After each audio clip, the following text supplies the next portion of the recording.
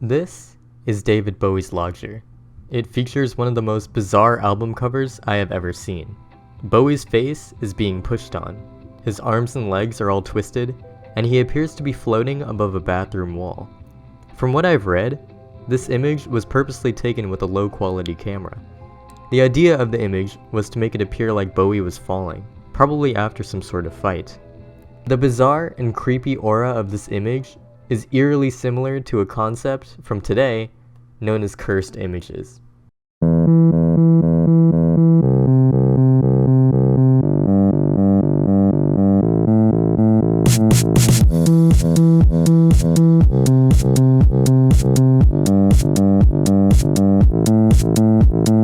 These images are cursed, to say the least.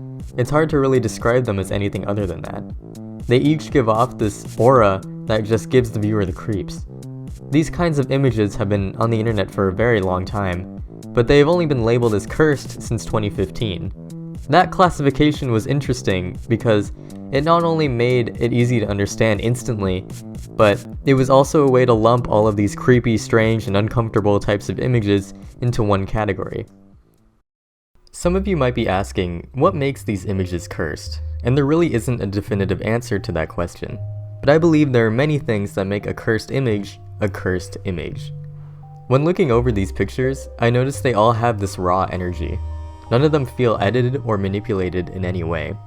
None of them have text or floating graphics. The only thing to look at is whatever the subject of the image is. When looking at the subject, your brain usually thinks, "This makes me uncomfortable in a really unusual way." This is very similar to a concept called the uncanny valley, which refers to the idea that objects become increasingly more uncanny the closer and closer they represent a human.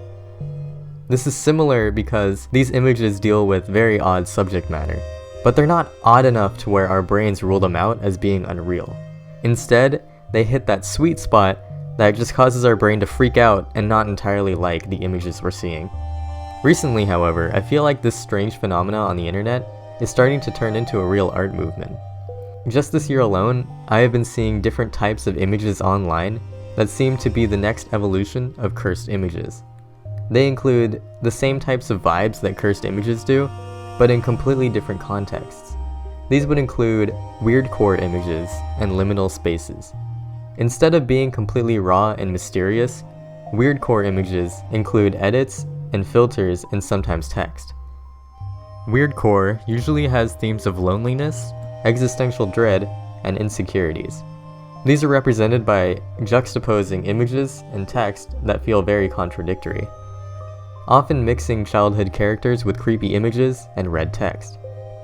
These images relate to cursed images because they often contain similar subjects.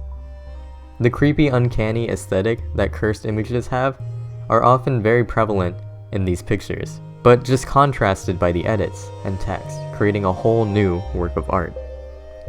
Liminal spaces, on the other hand, feel very different from weirdcore images. Liminal spaces are images that feel strangely familiar, but also make you uncomfortable. They are described as the in-between stages in life that are often forgotten about.